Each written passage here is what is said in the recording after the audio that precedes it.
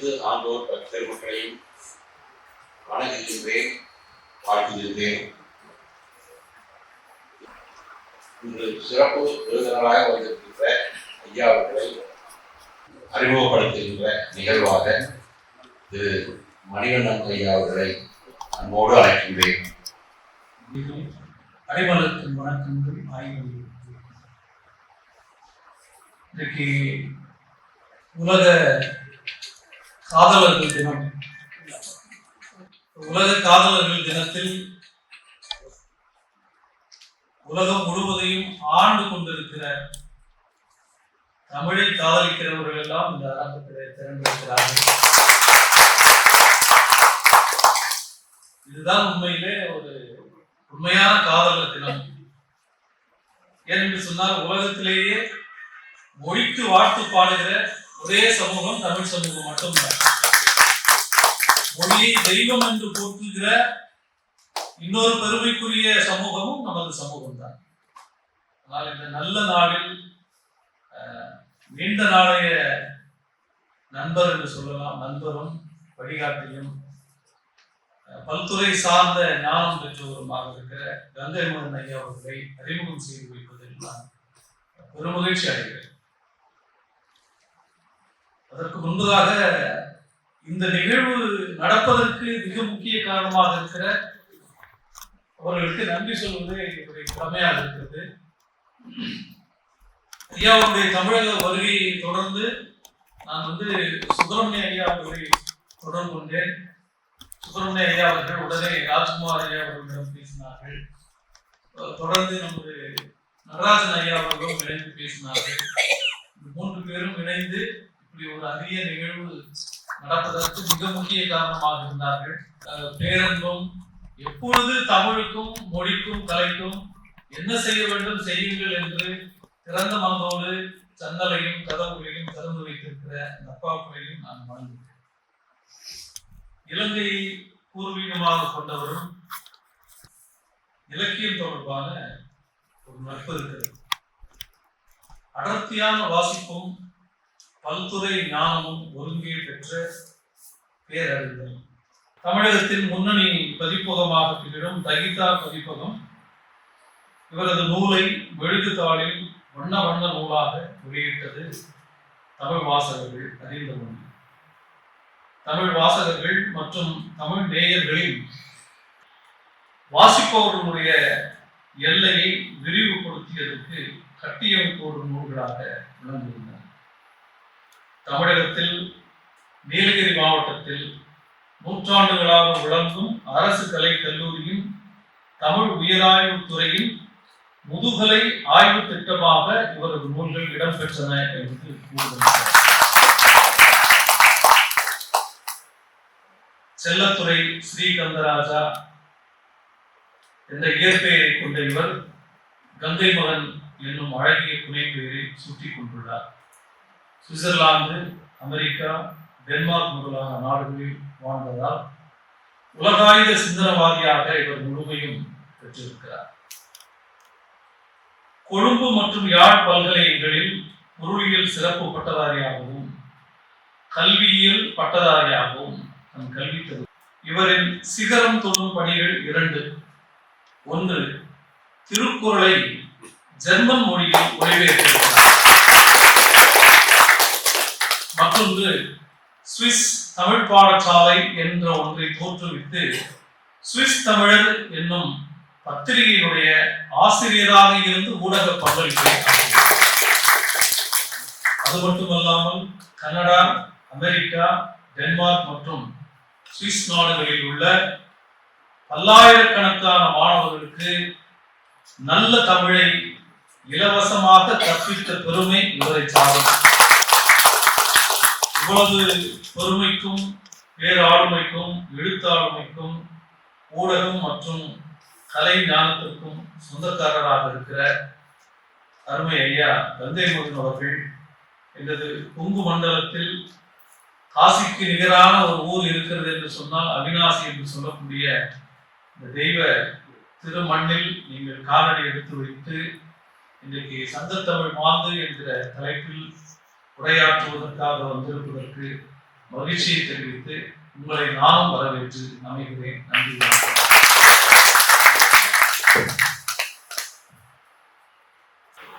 மிக சிறப்பான ஒரு அறிமுக உரை ஆற்றிய மணிகண்டன் ஐயா அவர்களுக்கு நன்றி. அடுத்தபடியாக நமது அவனாசியிலே முத்தமிழ் மன்றம், கம்பன் கழகம், தமிழர் பண்பாட்டு கலாச்சார பேரவை என்ற அமைப்புகள் எல்லாம் இங்கே இருக்கின்ற இலக்கிய ஆர்வலர்களை ஒவ்வொரு மாதமும் பட்டயத்தில் கொண்டிருக்கின்றது. அவர்களெல்லாம் பெயர்களாக ஒழித்துக் கொண்டிருக்கின்றார்கள். அந்த வகையிலே தமிழர் பண்பாட்டு கலாச்சார பேரவை தலைவர் திரு நடராசன் ஐயா அவர்களை வாழ்த்துறை வழங்குமாறு அனுப்புகிறோம்.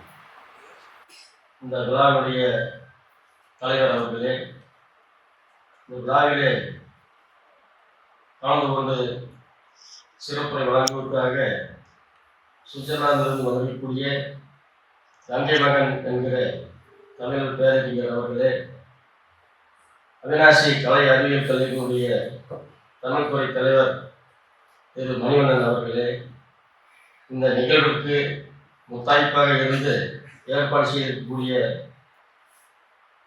ஆசிரியர் கூட்டமைப்புடைய தலைவர் திரு சுப்பிரமணியம் ஐயா அவர்களே, இந்த முத்தமிழ் மன்றம் கம்பன் கழகத்துடைய தலைவர் திரு ஐயா ராஜ்குமார் அவர்களே மற்றும் ஏனைய பெரியவர்களே, நண்பர்களே, அனைவருக்கும் வணக்கம். அவினாசி தமிழர் பண்பாடு கலாச்சார பேரவை என்பது நமது கிராமிய கலைகளை எல்லாம் வளர்த்தெடுக்க வேண்டும் என்கிற உயரிய நோக்கத்தோடும் சீரிய சிந்தனைகளை முன்வைத்தும் அமைக்கப்பட்டு 12 ஆண்டுகளாக சிறப்பாக நடத்தி வருகிறோம். அந்த வகையில் கடந்த ஆடிப்பெருக்கென்று அவினாசியில் கம்பன் கழகம் ஒன்றை ஏற்படுத்த வேண்டும் என்கிற வேண்டுகோளை ஏற்று அந்த அமைப்பை துவக்கி இன்றைக்கு மிக சிறப்பாக அந்த அமைப்பானது நடந்து கொண்டிருக்கிறது. அதனுடைய துணை அமைப்புகளாக முத்தமிழ் மன்றம், இந்த அமைப்புகள் எல்லாம் தமிழை வளர்த்திருக்கிற ஒரு உயரிய நோக்கத்தோடு நன்றியும் வணக்கத்தையும் சொல்லிக்கொண்டு நான் விடைபெறுகிறேன். நன்றி. தற்பொழுது நூல் வெளியீடு கங்கை மகன் கவிதைகள் என்ற விருந்தினருக்கு சிறப்பு செய்வதற்காக பொன்னாடை மற்றும் சிறப்பு பரிசு வழங்கப்படுகிறது. வாழ்த்துறை வழங்கிய நடராசன் ஐயா அவர்களுக்கு நன்றி. தற்பொழுது கவிஞர் கங்கை மகன் அவர்களுக்கு நமது முத்தமிழ் மன்றத்தின் தலைவர் திரு ராஜ்குமார் அவர்கள் பொன்னாடை அணிவிக்கும் நிகழ்வு.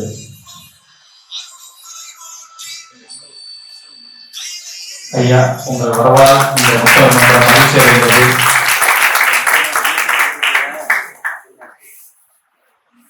தற்பொழுது நமது கங்கை மகன் அவர்களுக்கு நினைவு பரிசு திரு நடராஜன் ஐயா அவர்கள் வழங்குகிறார். மாலை அணிவிக்கும் நிகழ்வு நமது பணிநிர்வாக ஆசிரியர் தலைவர் சான்றோர் மாலை அணிவித்து மரியாதை செய்கிறார்கள்.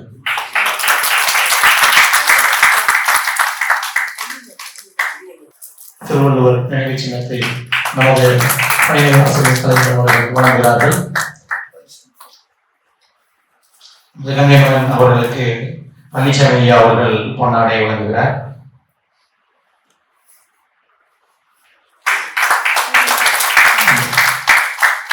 தமிழ் ஆடையால் தமிழுக்கு சிறப்பு செய்தவங்களுக்கு பொன்னாடையால் சிறப்பு செய்கிறோம்.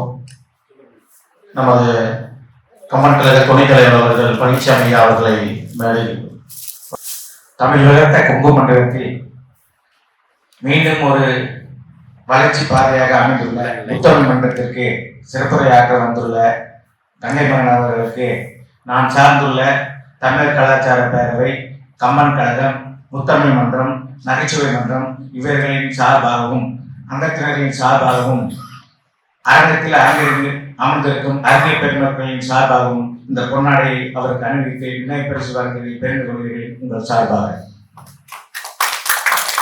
உண்மையின் அடையாளம், தூய்மையின் அடையாளம் ராமராஜ் காட்டன் சுப்பிரமணியன் அவர்கள் நமது சிறப்பு விருந்தினர் அவர்களுக்கு தங்கள் கரங்களால் பொன்னாடையை அளிக்கிறார்கள். தற்பொழுது அவர் நமது முத்தமிழ் மன்றத்தின் சார்பாக ஒரு அழகான ஒரு நினைவு பரிசு வழங்குகிறார். அவர் என்றுமே அவர் வழங்கும் பரிசு நினைவில் இருக்கக்கூடிய பரிசாகவே இருக்கும். அடுத்ததாக புத்தகம் வெளியிடும் நிகழ்வு கங்கை மகன் கவிதைகள் என்னும் தொகுப்பு தற்பொழுது வெளியிடப்படுகிறது. திரு ராஜ்குமார் ஐயா அவர்கள் வெளியிட தமது ராஜ்குமார் ஐயா அவர்கள் வெளியிடுகிறார். சிறப்பு விருந்தினர் அனைவரும் மேடையை பகிர்ந்து கொள்ளுங்கள். கம்பன் கழகத்தின் செயல் தலைவரும் துணைத் தலைவரும் மேடைக்கு அழைக்கப்படுகிறார்கள். விருந்தினர்களோடு செயல் தலைவர் பழனிசாமி ஐயா அவர்களும் மேடையில் பகிர்ந்து கொள்ளுமாறு அழைக்கப்படுகிறார்கள்.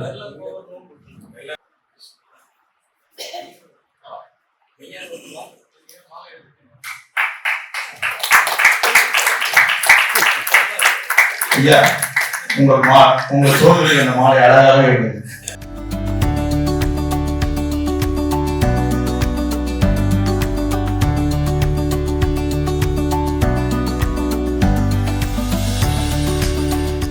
கூடியிருப்பவர்கள் எல்லாம் தமிழின் மீது மிகுந்த பற்றும் ஆர்வமும் கொண்டவர்கள் இன்று ஒன்று திரண்டிருக்கின்றோம். இது வித்தியாசமான நாள் தான். இதே நாள ஒவ்வொரு வருடமும் தமிழர் திருநாள் இதே மாதிரி தமிழ் ஆர்வலர்கள் தினமாக நாம் கொண்டாடுவோம். இந்த காதலர் தினத்தில் நல்ல பாராட்டுக்களையும் தெரிவித்துக் கொள்கின்றேன்.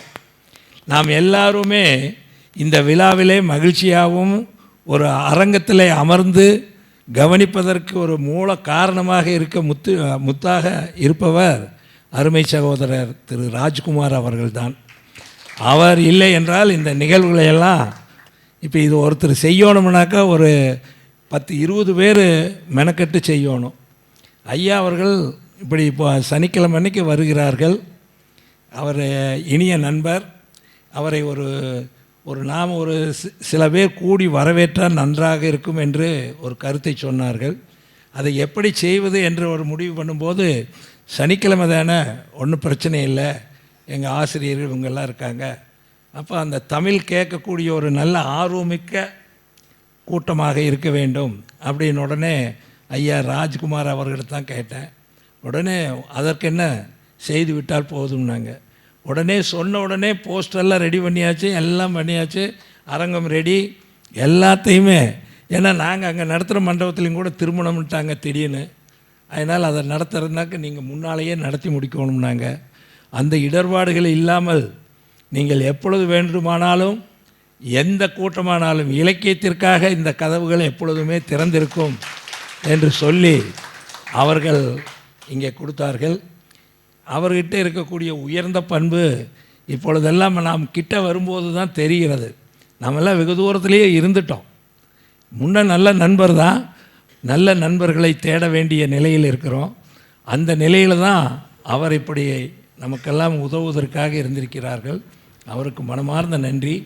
நேற்று மாலையும் ஐயா அவர்களை அழைத்து வந்து நண்பர்கள் குழாம் இப்போ இத்தனை பேர் இருக்காங்க சொல்லியிருந்தனாக்கா இதே ஒரு இது மாதிரி ஆகிருக்கும். ஒரு 10-20 பேர் உடனே ஒரு 10 பேர் சேர்ந்தோம். அவர் வந்து 1.5 மணி நேரம் இங்கே இருந்து அவருடைய வாழ்க்கை முறை அங்கே இருந்தது எல்லாம் மிக தெளிவாக கூறினார்கள்.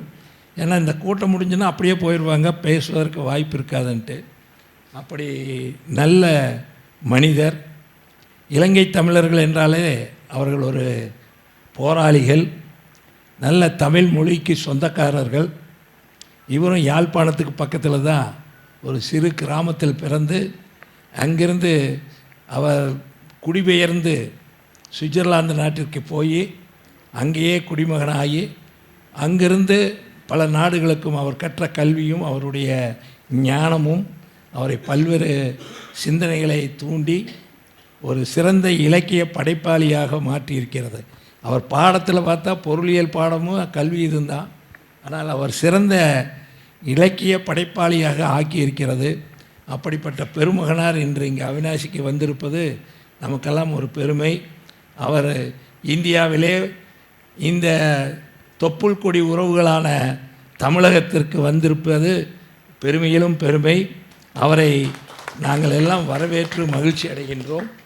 அதேபோல் இந்த கூட்டத்திற்கு பணி நிறைவு ஆசிரியர் கூட்டமைப்பு சார்ந்த நண்பர்கள், முத்தமிழ் மன்றத்தினுடைய பொறுப்பாளர்கள், கம்பன் கழகத்தினுடைய தலைவர் செயலாளர் பொறுப்பாளர்கள், செயலாளரெல்லாம் பார்த்தா சென்னையிலிருந்து நேற்று இரவே வந்துட்டார்.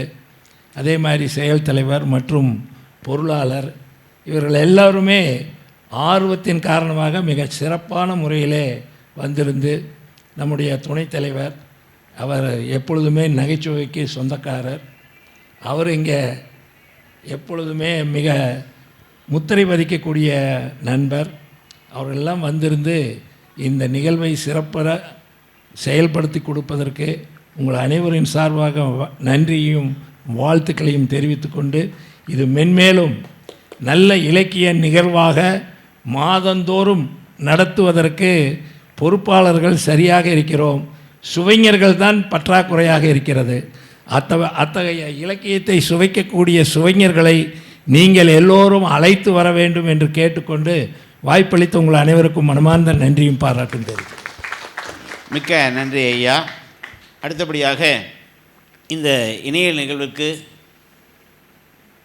வந்திருக்கக்கூடிய சிறப்பு விருந்தினர் கவிஞர் கங்கை மகன் அவர்களை வரவேற்பு கவிதை வழங்க அவினாசி கம்பன் கழகத்துடைய செயலாளர் திரு மெஞ்ஞானமூர்த்தி அவர்களை அன்போடு அழைக்கிறேன். மிக சிறப்பானதொரு உரையாற்றி அமர்ந்திருக்கின்ற திரு பணிநிறைவு ஆசிரியர் கூட்டமைப்பின் மாநில தலைவரும் மற்றும் இலக்கிய மன்ற விழாக்களின் தலைவருமாக இருக்கின்ற திரு சே. சுப்பிரமணியம் ஐயா அவர்களுக்கு நன்றி. அடுத்தபடியாக மெய்ஞானமூர்த்தி ஐயா அவர்களை அன்போடு அழைக்கிறோம். என் தாய்க்கும் என் தமிழுக்கும் முதல் வணக்கம். அவையிலும் சபையிலும் அமர்ந்திருக்கும் அனைத்து பெரியோர்களுக்கும் என் பணிவான வணக்கத்தை தெரிவித்துக் கொள்கிறேன். முதலில் இந்த விழாவில் கலந்து கொள்வதில் மற்றற்ற மகிழ்ச்சியையும் தெரிவித்துக் கொள்கிறேன். இன்று காதலர் தின விழா. இன்றைய தினத்தில் வேறு யாரிடமாவது காதலை தெரிவித்தால் அது வெற்றியிலும் செல்லலாம், தோல்வியிலும் சென்று முடியலாம். சில காதலை வெளியில் சொல்ல முடியாது, நான் இவரை காதலிக்கிறேன் என்று சொல்ல முடியாது. ஆனால் தமிழை காதலித்தால் என்றுமே வெற்றிதான், தோல்வி இல்லை. இந்த காதலை யாரிடம் வேண்டுமானாலும் சொல்லலாம், எல்லோரும் ஊக்கப்படுத்துவார்கள். எனவே தமிழை காதலிப்போம் இந்த விழாவிலிருந்து என்று சொல்லி எனது முத்தமிழ் மன்றத்தின் சார்பாக இந்த வரவேற்பு கவிதையை சமர்ப்பிக்கிறேன். இந்த கவிதைக்கான உள்ளடக்கம் திரு போ. மணிவண்ணன் ஐயா அவர்கள் நம்மிடம் பகிர்ந்து கொண்டது தான். அவர் ஆசிரியர், நான் மாணவன். அவர் உரைநடையாக ஆற்றியதை நான் கவி வடிவில் தருகிறேன். இந்தியாவில் மொழிகளால் மாநிலங்கள் பிரிக்கப்பட்டன, உலக அளவிலும் மொழிகளால் நாடுகள் பிரிக்கப்பட்டன. ஆனால் ஒரே ஒரு மொழிதான் பிரிந்து கிடக்கும் மாநிலங்களில், பிரிந்து கிடக்கும் நாடுகளில் உள்ள மக்களை எல்லாம் இணைத்து கொண்டிருக்கிறது. ஆம், இந்திய தமிழர்களையும் இலங்கை தமிழர்களையும் உலகத் தமிழர்களையும் தமிழ் இணைத்து கொண்டிருக்கிறது. அதற்கு எடுத்துக்காட்டு தான் இன்றைய விழா. இலங்கையில் பிறந்து சுவிட்சர்லாந்தில் வசித்து உலகமெங்கும் இலக்கிய பணியாற்றும் கங்கை மகனுக்கு இந்திய மண்ணில், அதுவும் நம் அவினாசி மண்ணில் வரவேற்பு பாராட்டு விழா. ஐயா, உங்களுக்கான சிறிய பாராட்டு கவிதையாகவே இந்த முத்தமிழ் மன்றம் இந்த கவிதையை உங்களுக்கு வாசிக்கிறது. இறையை தேடி ஓடும் மனிதா, இறையை தேடி ஓடும் மனிதா, இறையை தேடு என்று சொல்லும் தெய்வத் தமிழாக உங்கள் ஆத்மாலயம் கவிதை தொகுப்பை நாங்கள் பார்க்கிறோம். கடைகளில் விற்கும் நிலை கண்ணாடிகளை வாங்கி நாம் வீட்டிலே வைத்து முகம் பார்க்கிறோம் அல்லவா? ஆனால் கங்கை மகன் ஒரு நிலை கண்ணாடியை தயாரித்திருக்கிறார். அந்த நிலை கண்ணாடி நீலகிரி மாவட்டத்திலே நூற்றாண்டு அரசு கலைக்கல்லூரியில் நம் தமிழன்னை தன் முகத்தை பார்த்து ரசித்துக் கொண்டிருக்கிறாள். பல்கலைக்கழகத்தில் பொருளியல் பட்டம் பெற்று தமிழ் பாடல்களுக்கு பொருளை சொல்லிக் கொண்டிருக்கிறார். ஆம், பொருளுக்காய் பாட்டெழுதாமல் பாட்டுக்கான பொருளை தமிழருக்கு சொல்லிக் கொண்டிருக்கிறார். தமிழ் கவிஞர்கள் எல்லாம் ஜெர்மனியின் செந்தேன் நிலவே என்று காதல் பாடல் பாடிக்கொண்டிருக்கையில் கவிப்பேரரசுகள் கவியரசுகள் ஜெர்மனியின் செந்தேன் நிலவே என்று காதல் பாடல் பாடிக்கொண்டிருக்கையில் நமது திருக்குறளை ஜெர்மனியில் மொழிபெயர்த்து சிகரம் தொட்டவரே. சுவிஸ் நாட்டில் பணத்தை தேக்கி வைப்பதைத்தான் இந்திய பாராளுமன்றத்தில் விவாதித்து கொண்டிருக்கிறார்கள். அதோ அந்த பாராளுமன்றத்திற்கே நம் முத்தமிழ் மன்றம் சொல்கிறது, சுவிஸ் நாட்டிலே எங்கள் கங்கை மகன் தமிழை தேக்கி வைத்துக் கொண்டிருக்கிறார். கங்கை மகன் என்ற புனைப்பெயர் கொண்டவரே, உங்கள் தாய்க்கு மட்டுமல்ல தமிழ் தாய்க்கும் நீங்கள் எப்பொழுதுமே செல்ல துறைதான். ஆம், செல்லமான துறைதான் உங்களின் இயற்பெயர். உங்களின் கலைப்பணிகளும் எழுத்துப் பணிகளும் என்றென்றும் தொடர்ந்து தமிழ் கூறும் நல்லுலகம் உங்களை பாராட்ட அவிநாசி முத்தமிழ் மன்றம், தமிழர் பண்பாடு கலாச்சார பேரவை மற்றும் அவிநாசி கம்பன் கழகம் வாழ்த்துகிறது, வணங்குகிறது. நன்றி. மிக அருமையான வாழ்த்து கவிதையை, வரவேற்பு கவிதையை வாய்த்த மெய்ஞானமூர்த்தி அவர்களுக்கு நன்றிகள். அடுத்தபடியாக நாம் மிக ஆவலோடு எதிர்பார்த்து கொண்டிருக்கக்கூடிய சிந்தனைக்கு விருந்து சங்கத்தமிழ் மாந்து என்ற தலைப்பிலே நமக்கெல்லாம் ஒரு சிந்தனை விருந்து வழங்க வந்திருக்கக்கூடிய திரு கவிஞர் கங்கையின் மகன் அவர்களை உங்கள் தலைப்பிலே எங்களுக்கு செம்மாந்து நல்ல சிந்தனை விருந்து வழங்குமாறு உங்களை அன்போடு அழைக்கிறோம். நதிகளிலே மிக புனிதமானது கங்கை. அதுபோல தமிழாய்ந்து மிக புனிதமான ஒரு மனிதராக இங்கே வந்து நமக்கெல்லாம் செவிக்கு விருந்தளிக்கின்ற ஐயா அவர்களை அன்போடு அழைக்கிறோம். வாருங்கள், தமிழை தாருங்கள். அன்பார்ந்த என் தாய் தமிழ் உறவுகளே, பெரியோர்களே, இங்கு வந்திருக்கின்ற ஆசு இரியர்களே, அதாவது மாசற்றவர்கள் என்ற பொருள், ஆசு இரியர்களே, எல்லோருக்கும் எனது வணக்கத்தை தெரிவித்துக் கொள்கின்றேன்.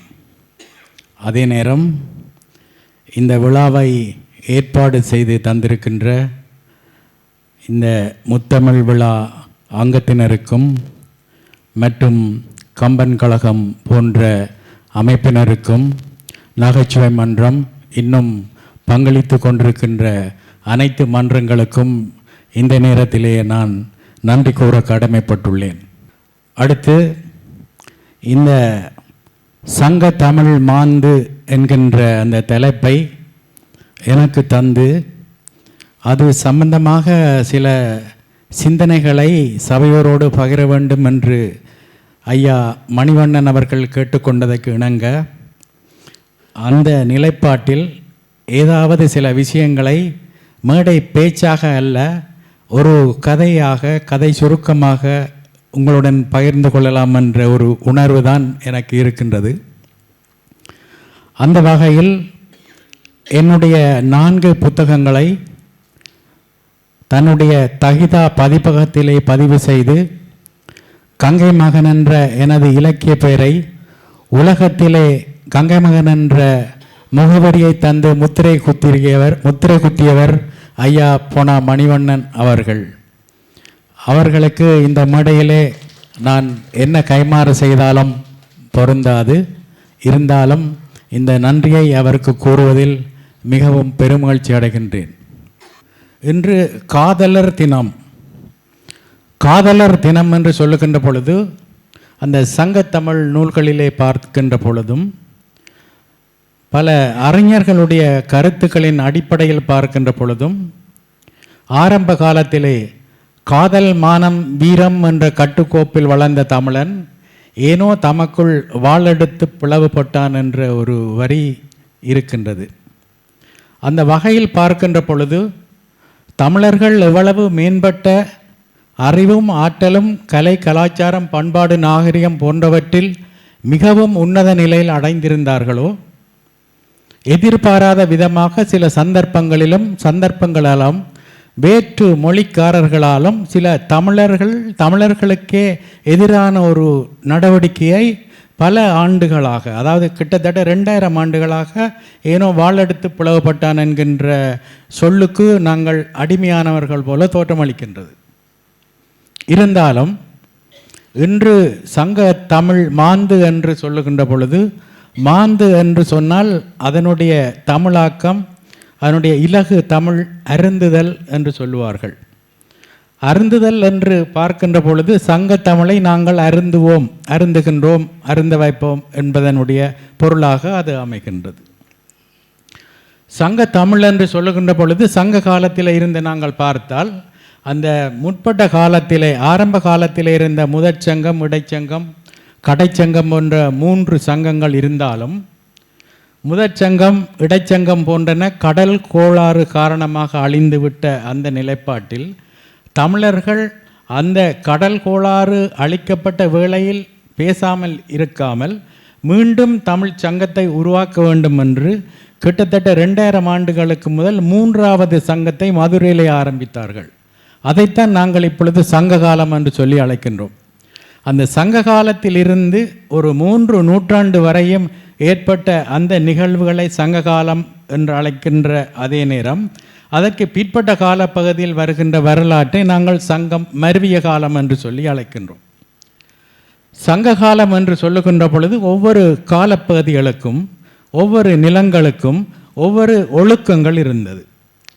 சங்ககாலம் என்று சொல்லுகின்ற பொழுது அங்கு பிரதானமாக இருந்தது புற ஒழுக்கம், அக ஒழுக்கம் என்ற இந்த 2 ஒழுக்கங்களும் தான் அங்கே நிலைப்பாடாக இருந்தது. சங்க காலத்திலே புற ஒழுக்கம் எவ்வாறு ஒரு மனிதனை அல்லது ஒரு அரசிற்கு கீழே இருக்கின்ற மக்களை தங்களுடைய நாட்டை பாதுகாக்க வேண்டும் என்பதற்காக உத்வேகமாக ஒரு வேங்கையினுடைய வீராப்பை கொடுக்கின்றதோ அதேபோல் அகத்திணை என்று கூறுகின்ற பொழுது ஒரு காதல் உணர்வு, ஒரு பக்குவப்பட்ட நிலை, அந்த உள்ளார்ந்த ரீதியில் அவர்களுக்கு இடையில் ஏற்படுகின்ற சில உணர்வுகள் அங்கே பிரதிபலிக்கப்படுகின்றன. அவ்வாறு பிரதிபலிக்கப்படுகின்ற நூல்களை, உணர்வுகளை அந்த சங்க காலத்தில் இருந்த புலவர்கள் தங்களுக்கு ஏற்ப, தங்களுடைய வாழும் சமுதாயத்துக்கு ஏற்ப அந்தந்த பாணியிலே, அந்தந்த வகையிலே அவர்கள் வகைப்படுத்தி நூல்களாக வெளியீடு செய்திருக்கின்றார்கள். அந்த நூல்களிலே ஒன்றை நாங்கள் பார்க்கின்ற பொழுது குறுந்தொகை 400 என்கின்ற நூல் கூடுதலாக அகத்திணை மரபுகளை உள்ளடக்கிய ஒரு நூலாக காணப்படுகின்றது. அந்த அகத்திணை மரபுகளை உள்ளடக்கிய நூல்களில் இருந்துதான் தற்காலத்து கவிஞர்கள், பாடல் ஆசிரியர்கள் கூட பலவிதமான பொருட்களை தங்களுடைய தமிழிலே எடுத்து இப்பொழுது மக்களுக்கு சொல்லி கொண்டிருக்கின்றார்கள். அந்த வகையில் நாங்கள் சங்கத்தமிழ் மாந்து என்கின்ற போர்வைக்குள் நான் போகின்ற பொழுது அங்கே இருக்கின்ற காதல் ஒழுக்கத்தையும் அந்த காதல் ஒழுக்கம் எவ்வாறு பிரதிபலிக்கப்பட்டது என்பதையும் நான் உங்களோடு பகிர்ந்து கொள்வதற்காகத்தான் நான் இங்கே வந்திருக்கின்றேன். இன்று காதலர் தினம். அதே நேரம் என்னென்று சொன்னால் இது என்னுடைய இந்த கங்கை மகன் கவிதைகள் போல் புலன் விசாரணை என்று சொல்லி ஒரு புத்தகம் ஒன்று நான் வெளியீடு செய்தேன். மணிவண்ணன் ஐயாவர் தான் அதையும் வெளியீடு செய்து வைத்தவர். அந்த நூலை படித்தவர்கள் பலர் சொல்லுகின்றார்கள், இந்த நூலை படித்தால் எங்களுக்கும் காதலிக்க வேண்டும் போல் ஒரு தோற்றம் ஏற்படுகின்றது, ஒரு உணர்வு ஏற்படுகின்றது என்று சொல்லி.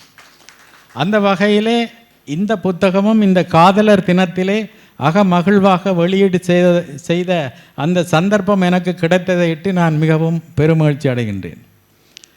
அதே நேரம் காதல் என்று சொன்னால் அதுக்குள்ள களவு என்பது தான் முக்கியமானது. அதாவது காதலுக்குள்ள சங்க காலத்தில் 2 வகை இருந்தது. ஒன்று களவியல், மற்றது கற்பியல். கற்பியலுக்கு போகின்ற ஒரு தலைவனும் தலைவியும் முன்னுக்கு களவியலுக்குள் தான் இருந்தவர்கள். அந்த முன்னுக்கு களவியல்லே இருக்கின்ற அந்த நிகழ்வைத்தான் தற்காலத்திலே சிலர் செய்து கொண்டிருக்கின்றார்கள். அதாவது திருமணம் ஆகாமலே தனி குடித்தனம் நடத்துகின்ற, தனியாக வாழுகின்ற ஒரு தலைவனும் தலைவியும் நிலைப்பாடு, லிவிங் டுகெதர் என்று நாங்கள் தற்காலத்தில் சொல்கிறோம். அதுதான் அந்த காலத்தில் களவியலாக இருந்தது. அந்த களவியல் என்று சொல்லுகின்ற பொழுது களவியலுக்குள் பல வகையான உணர்வுகள், பல வகையான வேறுபாடுகள், பல வகையான உணர்ச்சி பூர்வமான கொந்தளிப்புகள் போன்றவை அந்த நிகழ்விலே இருந்தது. சாதாரணமாக ஒருவன் ஒருத்தியை காதலிக்கின்றான் என்று சொன்னால் அது சாதாரணமாகவே இயல்பாகவே நடைபெறுகின்ற காதலாக அமையும். ஆனால் அந்த களவியலுக்குள்ளே பல விசித்திரமான தன்மைகள். முதலாவதாக பார்க்கின்ற பொழுது இரவுக்குறி என்று சொல்லி ஒரு நிகழ்வு இருக்குது. அந்த இரவுக்குறி என்னென்று சொன்னால் தலைவன் தலைவியை இரகசியமாக ஒருவருக்கும் தெரியாமல் வந்து சந்திப்பது, அது இரவுக்குறி என்று சொல்லுது. அந்த இரவுக்குறி அது ஒரு பக்கம் இருக்க, சங்க காலத்தில் ஒரு பெண், அதாவது ஒரு கன்னிப்பெண் எவ்வளவு தூரத்துக்கு போகலாம் என்று சொல்லி ஒரு நடைமுறை இருக்குது. ஒரு பெண் சங்க காலத்தில் எவ்வளவு தூரத்துக்கு போகலாம் என்று சொன்னால், தன்னுடைய வீடு கண்ணுக்கு தெரிகின்ற அளவு தூரத்துக்கு தான் சங்க காலத்தில் ஒரு பெண்ணால் பிரயாணம் செய்ய முடியும். கிட்டத்தட்ட குளிக்க போகிற மாதிரி தன்னுடைய வீடு கண்ணுக்கு தெரியவன். இரவில் எவ்வளவு தூரத்துக்கு போகலாம் என்று சொல்லி அதுக்கு ஒரு கட்டுப்பாடு இருக்குது. இரவில் எவ்வளவு தூரத்துக்கு போகலாம் என்று சொன்னால், தாய் தகப்பன் கதைக்கிற ஒலி எவ்வளவு தூரத்துக்கு கேட்குதோ அவ்வளவு தூரத்துக்கு தான் அவள் போகலாம், அதுக்கு அங்கால போகலாம். அப்படியே ஒரு கட்டுப்பாடு, சட்டமண்டியில் ஒரு ஒரு மன ரீதியான கட்டுப்பாடு அங்கே இருந்தது. சரி, இதுதான் எங்களுடைய பொருளாக இருந்தாலும் இரவுக்குறி என்று சொல்லி ஒரு நிகழ்வு இருக்குது. அந்த இரவுக்குறி என்று சொல்லுகின்ற பொழுது தலைவன் தலைவியை சந்தித்து இந்த இரவிலே ஒரு ரகசிய, அதாவது சிக்னல் என்று நாங்கள் ஆங்கிலத்திலும் சொல்லுவோம், ஒரு சந்தர்ப்பத்தை வழங்குறது. என்னுடைய வீட்டுக்கு வந்து பின்மரத்து தோட்டத்தில் தென்னை மரம் நிற்கும், அந்த தென்னை மரத்தில் ஒரு தேங்காயை பிடுங்கி போடு, அந்த சத்தம் கேட்ட உடனே நான் எழும்பி வருவேன். இதுதான் இரவுக்குறி, இதுதான் அந்த கதையினுடைய பொருள். ஆனால் வேறு மாநிலத்தில் அல்லது வேறு பிரதேசத்தில் இருக்கின்ற தலைவன் இங்கே வருகின்ற பொழுது அவனுக்கு பல கட்டுப்பாடுகள் இருக்குது, எல்லை காவல் இருக்குது. எல்லை காவலனை தாண்டி இங்கால ஊருக்குள்ளே வரணும். எல்லை காவலனை ஒரு மாதிரி தாண்டி ஊருக்குள்ளே வந்தாலும் பல நாய்கள் அங்கே இருக்குது, குலைக்கும். புதியவர்களை கண்டால் நாய்கள் குலைக்கும். ஏன்னால் புதியவர்களை நாய்கள் மோப்பம் பிடித்து குலைக்கின்றது, பழையவர்களை அதை மோப்பம் பிடித்து குலைக்காது. அப்போ நாய் குலைக்கிறதுக்கும் தப்பி சரி என்று சொல்லி அவன் வந்து தென்னை மரத்தில் ஏறிட்டான். தலைவி சொன்னால் என்னென்று சொன்னால், நீ தென்னை மரத்தில் ஏறி ஒரு தேங்காயை பிடுங்கி போடு அப்படின்னு சொல்லி. அப்போ தேங்காயை பிடுங்கி போடு என்னென்று சொன்னால், அவனுடைய கெட்ட காலம் என்னென்னா அது கிணத்துக்கு விழுந்துட்டு தேங்காய். அப்போ கிணத்துக்கு தேங்காய் விழுந்த உடனே தலைவிக்கு சத்தம் கேட்கல. அப்போ தலைவிக்கு சத்தம் கேட்காத பொழுது என்ன நடக்கும்னு சொன்னால், தலைவி எழும்பி போகலை. இரண்டு சொன்னால் தலைவிர சிக்னல், அதாவது அந்த சமிசை பிழைச்சி போயிட்டுது. இவர் இருந்து பார்த்து போட்டு விடிய வெளிச்சம் வர்றதுக்கு இடையில் இறங்கி வெளியே வீட்டை போயிட்டார். அடுத்த நாள் கஷ்டப்பட்டு ஊருக்குள்ளே வந்து அந்த தலைவி தண்ணி அள்ளி கொண்டு போயக்குள்ள ஒரு சங்கதி உண்டு. நேற்று நான் வந்தேன், தேங்காய் பிடுங்கி போட்டுனான், நீ ஏன் வரையில்லை அப்படின்ட்டு. அப்போ அவள் சொல்கிறாள் என்னென்னு சொன்னால், எனக்கு சத்தம் கேட்கல, அதனால் நான் வரையில்லை, பக்கத்தில் ஒரு கிணறு இருந்தது அதுக்குள்ளே விழுந்துட்டுதோ என்று அவள் சொல்லி போட்டு சொல்கிறாள், எனக்கு கொஞ்சம் தண்ணி தான் குடிக்கிறதுக்கு இப்போ தாகமாக இருக்குது, இரண்டா நான் தூர இடத்துலேருந்து வந்திருக்கிறேன் நான். அப்போ வீட்டில் ஒருத்தரும் இல்லை, தாய்க்காரி தான் இருக்கிறா. அப்போ அதை மாதிரி வீட்டில் சில தாய் தகப்பன் இல்லாத சந்தர்ப்பங்கள் இருக்குது. அதைத்தான் கவிஞர் வச்சிருக்கிறார், மம்மி டேடி வீட்டில் இல்லையாண்டு. இப்போ வச்சிருக்கிறார், மம்மி டேடி வீட்டில் இல்லை, வீட்டுக்கு வாங்க மச்சான் ரெண்டு வச்சிருக்கு, அது சங்க காலத்தில் இருக்குது. சரி, அப்போ அவள் சொல்கிறா என்னென்னு சொன்னால், தண்ணி வந்து ஓடையில் தான் தண்ணியை தூக்கி கொண்டு போகிறது. ஓடையில் போகிற தண்ணி தும்பி விழும் தூசி விழும், வீட்டுக்கு வாங்க மச்சான் தெளிந்த தண்ணி நான் தருவேன் அப்படின்ட்டு. சரி என்று சொல்லி அவள் தண்ணியை கொண்டு போயிட்டா, இவர் வீட்டில் தண்ணி குடிக்கிற மாதிரி போகிறார். ஆனால் இவருக்கு ஒரு ஆசை என்னண்டா, இப்படி ஏண்டானா ஒருக்கா கையில் ஏண்டானா தொட்டுடணும் ரெண்டு ஒரு மனப்பான்மை இருந்தது. சரி ரெண்டு வீட்டுக்கு போயாச்சு. அங்கே வீட்டுக்கு போனால் தாய்க்காரையும் இருக்கிறார். தாய் வந்து சமையல் செய்து கொண்டிருக்கிறார். சரி என்று சொல்லி இவர் வாசல் படியில் நின்று தண்ணி கேட்டிருக்கிறார். தண்ணி கேட்குற நேரத்தில் என்னென்னு சொன்னால், அந்த காலத்தில் வேற்று மனிதர்களுக்கு அந்த கை முண்டல் என்று சொல்கிறது, அதில் தான் தண்ணி கொடுப்பாங்க 2000 வருஷத்துக்கு முதல், இப்போ இல்லை. அப்படி கொடுக்கல என்னென்னு சொன்னால், இவர் எட்டி அந்த இடுப்பை ஒரு கண் சுண்டிட்டார், இழுத்துட்டார். அவள் என்ன செய்து விட்டாள்ன்னு சொன்னால், எதிர்பாராத விதமாக அந்த அதில் பட்டதில் அம்மாண்டு கத்தின உடனே அம்மா வந்து பருப்பு கறி காய்ச்சிக்கணுண்டவோ கரண்டியோட வெளியே வந்துட்டான். அப்போ கரண்டியோட வெளியே வந்தால் இவருக்கு ஏதாவது நடப்படுமென்னு சொல்லி போட்டு என்ன நடந்தது மகளே அப்படின்னு கேட்க மகள் சொல்கிறாள் தண்ணி கொடுக்க விக்கிட்டுது, அதனால தான் நான் கத்தினான் அப்படின்னு.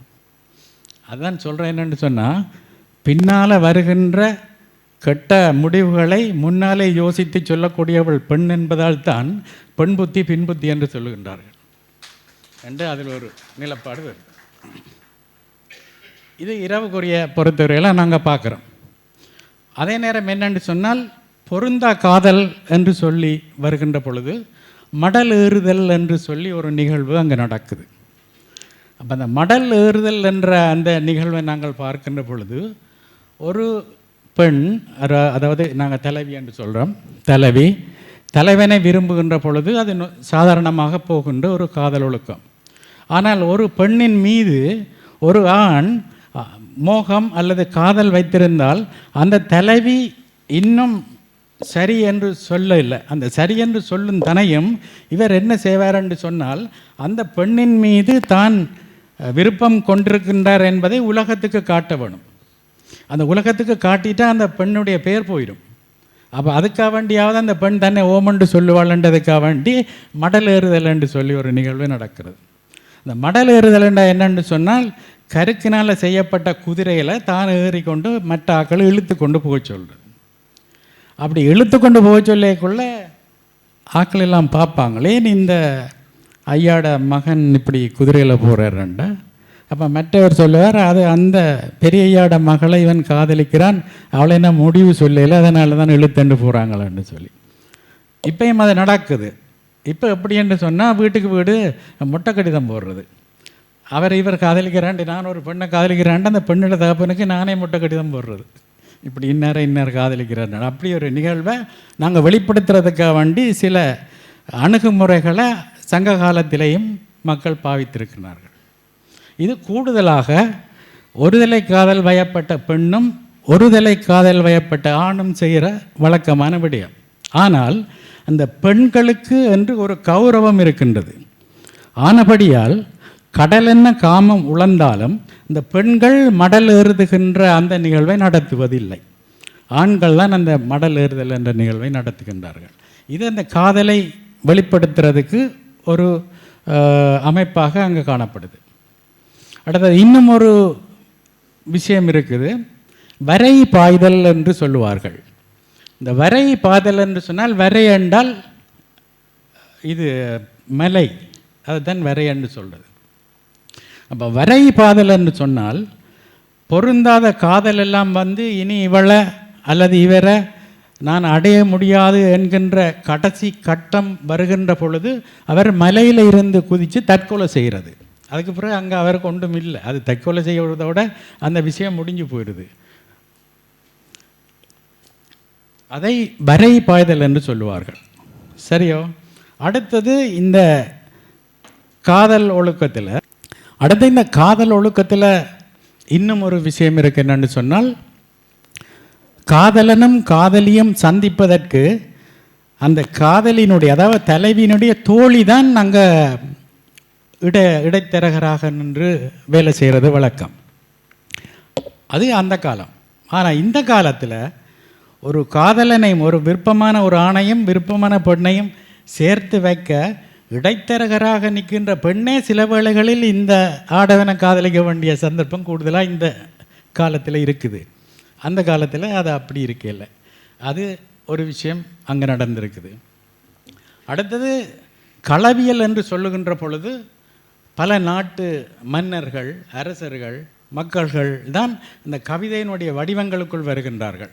மலையரசன், நெய்தல் நிலவரசன், பாலைக்குமரன் என்று சொல்லி ஒவ்வொரு நிலத்தினுடைய பெயர்களை சொல்லித்தான். இப்போ மலையில் இருந்து ஒருதன் நெய்தல் நிலத்துக்கு வந்தான் என்று சொன்னால் அவனை மலையரசன் என்று வர்ணிக்கிறார்கள்.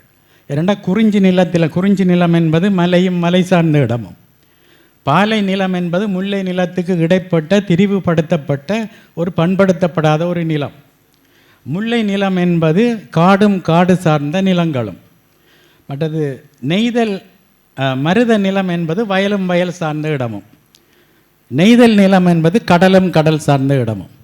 ஆகவே இந்த முல்லை, பாலை, குறிஞ்சி, பாலை, முல்லை, மருதம், நெய்தல் என்கின்ற இந்த 5 அமைப்பிலும் இருந்த காதல் ஒழுக்கமாக இருந்தாலும் ஒவ்வொரு நிலங்களுக்கும் அவர்கள் ஒவ்வொரு பெயர்களை வைத்திருந்தார்கள்.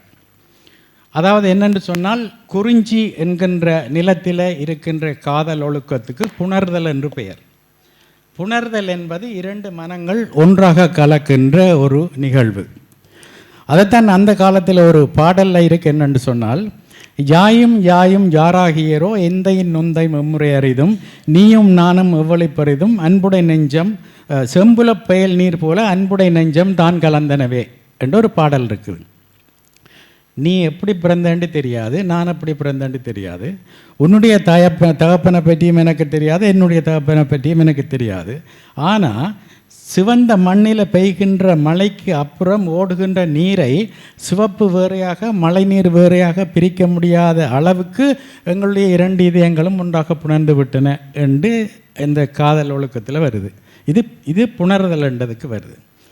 மற்றது பிரிதல் என்று சொல்லி பாலை நிலத்தில் இருக்குது. பாலை நிலத்தில் இருக்கின்ற பிரிதல் ஒழுக்கம் எவ்வாறு என்று சொன்னால், பாலை நிலத்திலே வியாபார நடவடிக்கைகளோ பயிர்ச்செய்கைகளோ பொருளாதார நடவடிக்கைகளோ அந்த நிலத்தில் மேற்கொள்வது மிகவும் கஷ்டம். ஆனபடியால் அந்த பாலை நிலத்தில் இருக்கின்ற மக்கள் தங்களுடைய அன்றாட வாழ்க்கை தரத்துக்காக, வாழ்க்கை சீவியத்துக்காக முல்லை நிலத்திலேயோ அல்லது குறிஞ்சி நிலத்திலேயோ போய் களவாடித்தான் பொருட்களை கொண்டு வந்து தங்களுடைய வாழ்க்கையை நடத்தி கொண்டிருப்பார்கள். அப்போ களவாட செல்லுகின்ற கணவன் அல்லது தலைவன் திரும்பி வருந்தனையும் அந்த கணவனுடைய வரவை எதிர்பார்த்து கணவனை பிரிந்து இருக்கின்ற அந்த நிலை தான் அந்த பாலை நிலத்தில் இருக்கின்ற காதலுக்கு ஒழுக்கமாக பெயரிடப்பட்டிருக்கிறது. அடுத்தது முல்லை என்று பார்க்கின்ற பொழுது, முல்லை நிலம் எப்பொழுதும் மழையும் மழை சார்ந்த கூடுதலான மழை பொழிவுகள் ஏற்படுகின்ற ஒரு நிலமாக இருக்கின்றபடியால் அந்த முல்லை நிலத்திலே இருக்கின்ற மக்கள் என்ன செய்வார்கள் என்று சொன்னால், தங்களுடைய நிறைகளை, தங்களுடைய விலங்குகளையும் தங்களுடைய நிலங்களையும் பாதுகாப்பதற்காக இந்த மழை காலங்களிலே அவருடைய எல்லைகளிலே நின்று மற்ற மாநிலத்தவர்கள் வராமல் பாதுகாப்பதற்காக, தங்களுடைய நிலத்தை பாதுகாப்பதற்காக எல்லை காவலுக்கு சென்று விடுவார்கள். அந்த எல்லை காவலுக்கு செல்லுகின்ற அந்த ஆடவர்கள், அந்த எல்லை காவலுக்கு செல்லுகின்ற தலைவர்கள் திரும்பி வருந்தனையும் அவர்களையே நினைத்து தூதுவிட்டு அவர்களோடையே வந்து உறவாட வேண்டும் என்கின்ற அந்த நினைப்பில் இருக்கின்றபடியால் அந்த முல்லை நிலத்திலே இருக்கின்ற மக்களினுடைய காதல் ஒழுக்கத்தை பிரிதல் என்று சொல்லுகின்றார்கள். கொஞ்ச சொற்ப நேரத்துக்கு பிரிந்திருக்கின்றது. இந்த பிரிவில தான் பல தூது பாடல்கள் சங்க காலத்தில் எழுந்தது.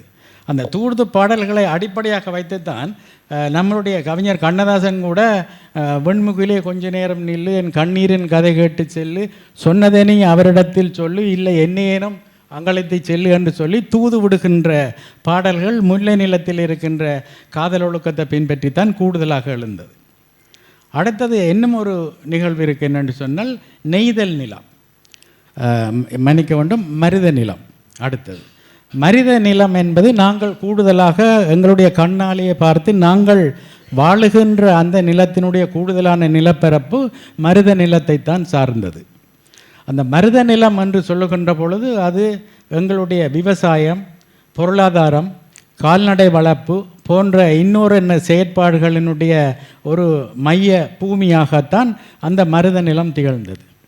ஆனால் இந்த மருத நிலத்தில் இருக்கிற மக்களுக்கு இசைகள் மீது சரியான நாட்டம், இசைகளில் இனியில் என்ற நாட்டம் கொண்டவர்கள் அந்த மருத நாட்டு மக்கள். ஏனென்று சொன்னால், காலை எழுந்தவுடன் வயலுக்கு சென்று தங்களுடைய கடமைகளை முடித்து வீடு திரும்பி வருகின்ற நேரம் அவர்களுக்கு மிகவும் ஒரு சரியான சுறுசுறுப்பான வேலை முடிகின்ற பொழுது அவர்களுக்கு ஒரு உடம்பு வலியை கொடுக்கின்ற ஒரு செயற்பாடு, ஒரு தொழில் ரீதியான அமைப்பு ரீதியான அடிப்படை உணர்வுகளோடு தான் அவர்கள் வயல்களிலே வேலை செய்வார்கள்.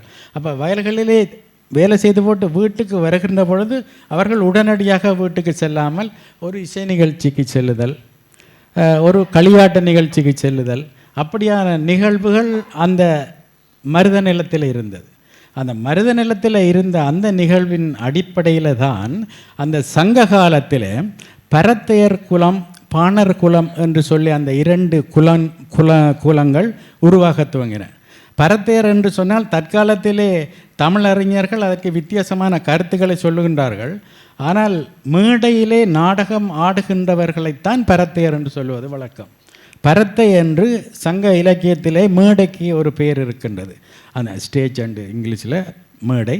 அந்த மேடையில் ஆடுகின்றவர்களை பரத்தையர் என்று சொல்லுது. அந்த பரத்தையர்களுடைய நாடகங்களை களிப்பாட்டங்களை பார்க்க செல்லுகின்ற இந்த மருதநில மக்கள் வீட்டுக்கு செல்லுகின்ற பொழுது நேரம் போயிடும், 12 மணி சென்றுடும்.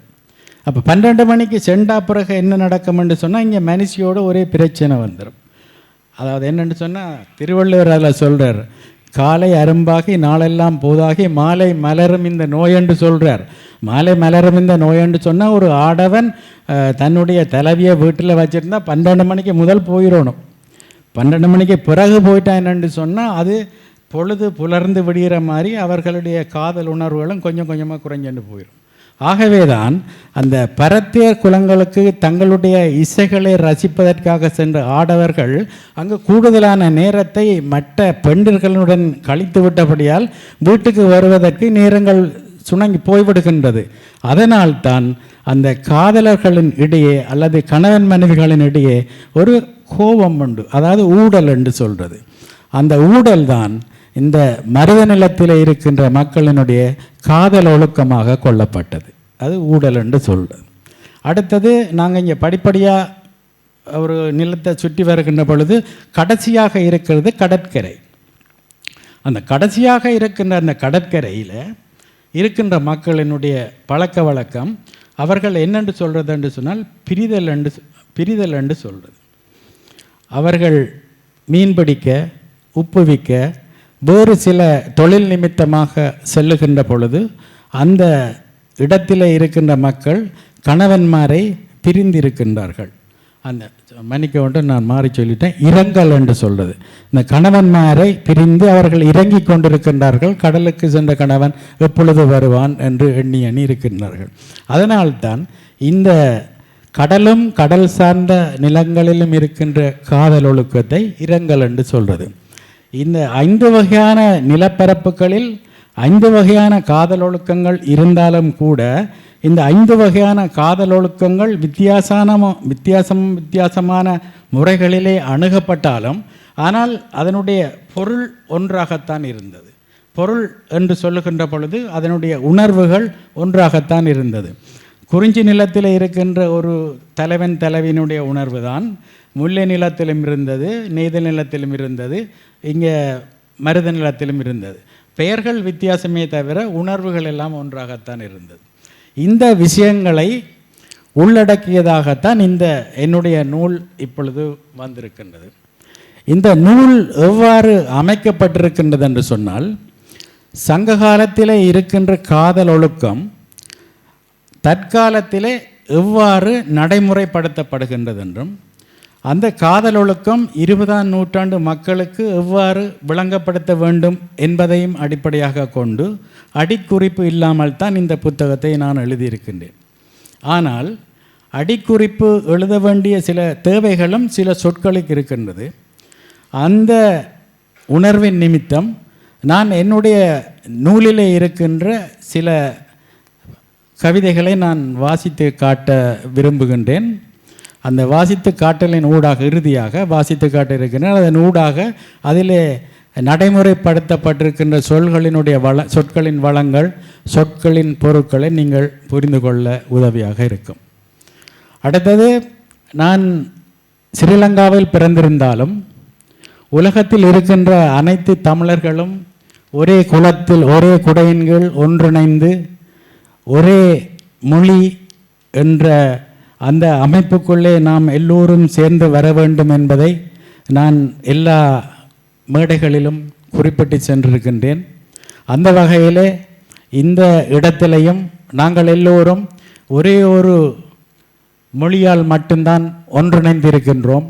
அதற்குள் எத்தனையோ மதங்கள், வேறு அமைப்புகள் சார்ந்த நிறுவனங்கள் இருந்தாலும் கூட எங்களை ஒன்றாக அணைத்து எங்களுடைய முன்னேற்றத்துக்கு ஊட்டி செல்லுகின்ற எங்களுடைய மொழி தமிழ் மொழி என்பதை ஆணித்தரமாக நான் இங்கே சொல்லி வைக்க விரும்புகின்றேன்.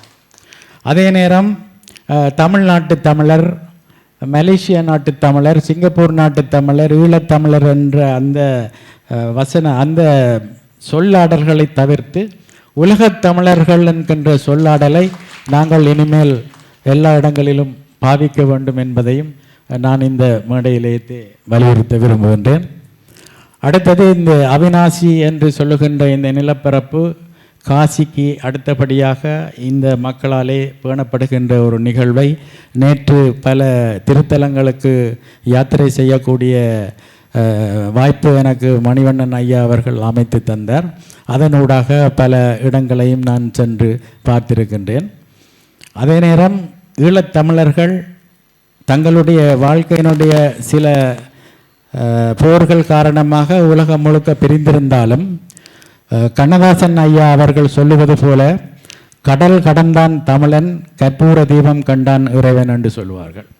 அந்த வகையிலே தமிழர்கள் வாழுகின்ற இடங்களில், ஐரோப்பிய நாடுகளில், அமெரிக்க நாடுகளில் எல்லாம் கோவில்களை உருவாக்கி அங்கே கோவில்களுக்கு புனருத்தரணம் செய்து கலை, கலாச்சாரம், பண்பாடு, நாகரிகம் போன்றவற்றையும் அவற்றோடு சேர்ந்து தமிழ் பிள்ளைகளுக்கு தமிழையும் நாங்கள் கற்பித்து கொண்டிருக்கின்றோம். அந்த வகையிலே கிட்டத்தட்ட சுவிட்சர்லாந்தில் இப்பொழுது 26 இந்து கோவில்கள் இருக்கின்றன. அந்த இந்து கோவில்களுக்கு தினம் தினம் பூஜைகள் நடைபெறுகின்றன. அந்த இந்து கோவில்களில் வருஷத்துக்கு ஒரு முறை திருவிழாக்கள் நடைபெறுகின்றது. அந்த திருவிழா காலங்களிலும் ஏனைய நாட்களிலும் அங்கு இருக்கின்ற மக்களினுடைய பெரும் பணியின் காரணமாக தினந்தோறும் அன்னதானம் வழங்கப்படுகின்றது. அந்த அன்னதானம் அமைப்புகள் சார்பாக வெள்ளக்காரன் என்று சொல்லுகின்ற வெளிநாட்டவர்களும் எங்களுடைய சாப்பாடுகளை வேண்டி சாப்பிடக்கூடிய ஒரு நிலைப்பாட்டில் இருக்கின்றார்கள். சிலர் வெள்ளக்காரர் இப்பொழுது தங்களுடைய கறிக்கு கூட கருவேப்பிலை பாவிக்கிறார்கள். கறிவேப்பிலை பாவிக்கிறார்கள். இரண்டு சொன்னால் சில கலாச்சாரங்கள் ஒன்றோடு ஒன்று பின்னிப்படைந்ததாக இருக்கின்றது.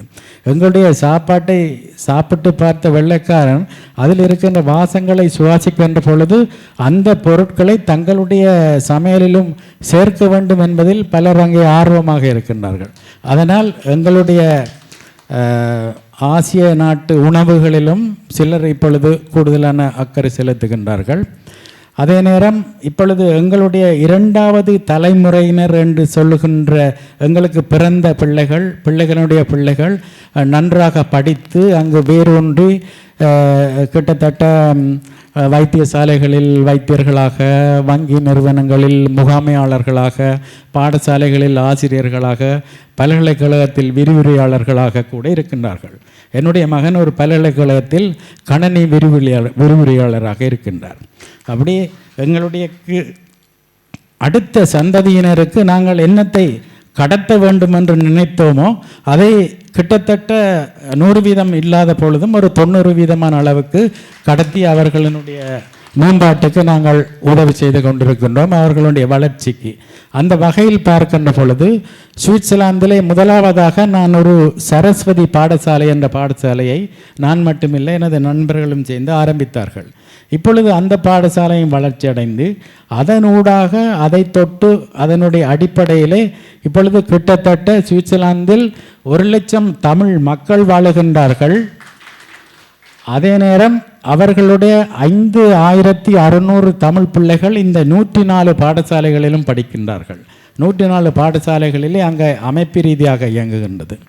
அந்த 104 பாடசாலைகளுக்கும் பாடசாலைக்கான சகல வசதிகளையும் சுவிஸ் அரசாங்கம் எங்களுக்கு செய்து தந்திருக்கின்றது.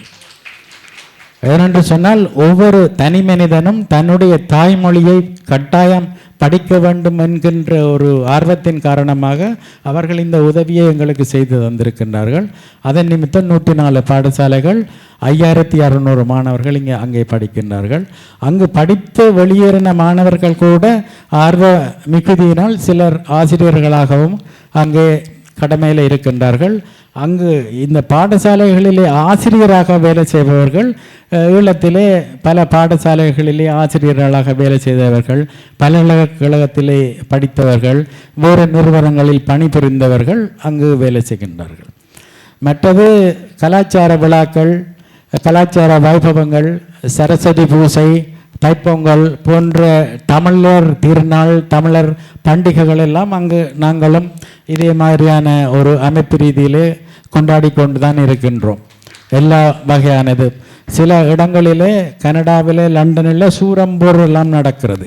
ஏனென்று சொன்னால் பெரிய கோயிலை சுற்றி வீதி, அந்த வீதியிலே சூரம்போர், சூரசம்மாரம் அப்படியான நிகழ்வுகள் எங்கு தமிழன் வசதியாக செய்யக்கூடிய அமைப்பு ரீதியான கோவில்களை கட்டி வைத்திருக்கின்றானோ அந்த கோவில்களில் இவ்வாறான கலாச்சார நிகழ்வுகள் நடைபெற்று கொண்டிருக்கின்றது. அடுத்து நான் என்னுடைய இறுதி கட்டத்துக்கு வந்திருக்கிறேன், இறுதி கதைக்கிற நிகழ்வுக்கு. அந்த வகையில் நான் ஒரு சில பாடல்களை உங்கள் முன் வாசித்து காட்டி அதனுடைய பொருட்களையும் நான் உங்களுக்கு விளங்கும் என்று நினைக்கின்றேன், விளங்கப்படுத்தலாம் என்றும் யோசிக்கின்றேன். அதாவது நெய்தல் நிலவரசன் என்று சொல்லி ஒரு தலைப்பு. நெய்தல் நிலவரசன் என்றால் நான் ஏற்கனவே கூறியது போல கடலும் கடல் சார்ந்த நிலப்பகுதியிலும் வாழுகின்ற ஒரு மனிதனுடைய, ஒரு தலைவனுடைய ஒரு ஒரு ஒரு கதை என்றும் நாங்கள் வைக்கலாம். சிறு மணல் வீடுகளை அழித்து சிரித்த அலைகள். அந்த கடலில் இருந்து வர அலைகள் வந்து சின்ன சின்ன சிறிய வீடுகளை எல்லாம் அழித்து சிரிக்கிறது. அந்த சிரித்து தின்ற கடலினுடைய சத்தம் என்று அதனுடைய கருத்து. சிறு மணல் வீடுகளை அழித்து சிரித்த அலைகளை தின்ற கடலின் நிசப்தம். கடல் வந்து அந்த வீடுகளெல்லாம் சாப்பிட்டு போட்டு அமைதியாக இருந்து போட்டு தான் குற்றவாளி இல்லை என்ற மாதிரி. முகில் வேட்டிக்கு நிறந்தீட்டி களைத்து, முகில் வேட்டி என்று சொன்னால் வெள்ளை வேட்டி. நான் உங்கள் எல்லாருக்கும் விளங்கும், அதுக்காக நான் இந்த இதை சொல்ல இல்லை. என்னென்று சொன்னால் என்னுடைய கவிதையினுடைய சிறப்பு உங்களுக்கு எப்படி இருக்குன்றதனுடைய ஒரு அபிப்பிராயத்தை அறிகிறதுக்காக வேண்டி தான் இதை வாசித்து காட்டுறேன். படியால் உங்களுக்கு இது விளங்கல் என்று நான் வாசித்து காட்டல. முகில் வேட்டிக்கு நிறம் தீட்டி களைத்து, குணைய திசை மேவி வெள்ளாடை அணிந்து தீவெட்டி கொளுத்தி புவி அழகு பார்க்கும் உதயத்து சூரியன். பன்னீர் குடம் உடைத்த புட்கள். புல்லில் வந்து இந்த பனி கட்டியாக துளியாக இருக்கும். ஆனால் சூரிய ஒளி வந்த உடனே அது உடைஞ்சு போயிடும். உடைத்த பூக்கள் மலரும் மத்தாப்பு சத்தம், காதல் சிற்பங்களின் கடைசி முத்தம். அது எங்களுக்கு கொடுக்கப்பட்டது. இரவு குறி வென்ற, இதில் இரவு குறிய அங்கே நான் சொன்ன மாதிரி தோற்று போயில வென்றவர். இரவு குறி வென்ற சாம குஞ்சுகளின் கரவு கண்ணறையும் வெள்ளை தலைவன். பறவைகளின் இசைக்குள் மௌனித்த விலங்குகள், விழி எழுதும் முடங்கள் கண்டு ஊனமுற்ற மொழிகள். மெய் சுகத்தில் பொய் எழுதி ஊடலில் தோற்றவர் வெல்லுகின்ற வேளையிலே பொழுது விடிந்ததனால் கட்டுமேனி கரமிலக்கி மரமேறி புல்விழும் திசை பார்த்து கடல் சென்றான் காலை. இந்த இடத்துல அவர் கடலுக்கு சென்றுட்டார். இப்படியான கவிதைகள் என்னுடைய புத்தகத்தில் இருக்குது. மற்றது என்னென்னு சொன்னால் தமிழ் தாய் வாழ்த்தும் ஒன்று இந்த புத்தகத்தில் நான் எழுதி வச்சிருக்கிறேன். அதே நேரம் நான் பிறந்த மண்ணை பற்றியும் என்னுடைய கிராமம் என்றதை பற்றியும் எழுதியிருக்கிறேன். நான் அந்த தாய்மொழியையும் என்னுடைய கிராமத்தையும் வாசித்து சபையோர் முன் விடலை பெறலாம் என்று நினைக்கின்றேன். எனது தாய்மொழியினுடைய இது: பொதிகை மலையில் புறப்பட்டதென்றிலே விந்திமலை ஓரத்து வித்தகனாம் அகத்தியனின் சொத்தாய் சுதந்திரமாய் குமரியில் பிறந்து சங்கத்தில் சதுராடி மதுரையில் தவழ்ந்த தமிழே, மூவேந்தர் குடை பிடிக்க பாவேந்தர் அணி செய்தார். காவியத்தில் இடம் பிடித்து காப்பியங்கள் படைத்தவளே, அகப்பொருள் கூறுகையில் வெட்கி தலைகுனிய செம்மொழி ஆக்கி உன்னை தொல்மொழியாய் போற்றி நின்றோம். அமிழ்திலும் இனியவளே அகிலத்தில் மூத்தவளே, தமிழன் என்று சொல்லி தலை நிமிர்ந்து நிற்கின்றோம் தாயே. இது தமிழை பற்றி எழுதின ஒரு வார்த்தை.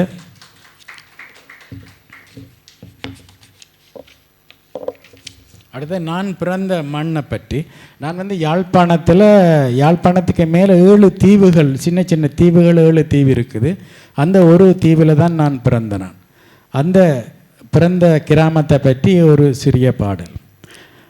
அலை கடல் சூழ் அழகியது என் தீவு, முன்னோர் எமக்களித்த அருஞ்செல்வ மணித்தீவே, புனை சூழ் கடல் போர்த்த பனை சூழ் பழம் நாடே. வயலார் துயிலெழுப்ப எழிலார் முகம் சுவக்க பூமலர் சோலை சூழ் புதுமை திருநாடே. சேனை புறவி தேரில் தெரிவீதி கால் பதித்து ஊனை உருக்கி உள்ளொளி பெருக்கினாலும் அம்மன் திருவடியில் அடியவர் மருவி வாழும் மணிமேகலை வாழ்ந்த புராணத்தீவு.